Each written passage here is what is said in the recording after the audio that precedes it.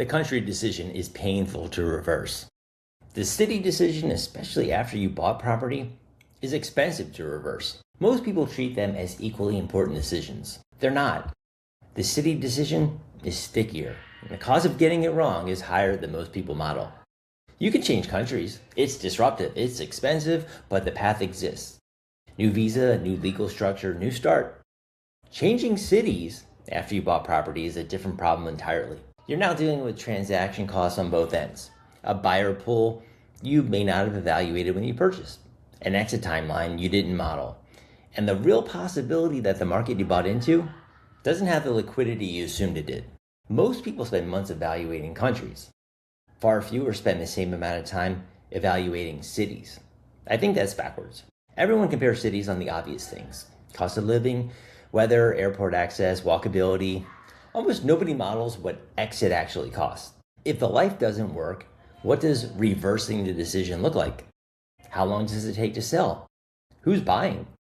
What are the transaction costs? Some European cities have deep liquid property markets. Others depend much more heavily on seasonal buyers and second home purchasers. Those are different markets to exit from. The financing matters too.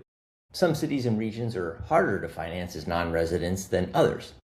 If the financing doesn't work going in, the math on the exit usually gets worse. I spent time evaluating Lake Como. I loved it on a research trip.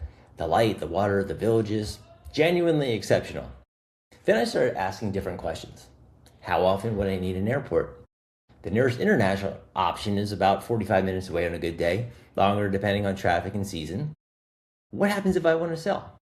The buyer pool appeared narrower than the larger metropolitan markets I was evaluating, more dependent on vacation buyers and second home purchasers than on year-round demand. Those questions produce a very different answer than the vacation version of that analysis. Lake Como as a destination is exceptional.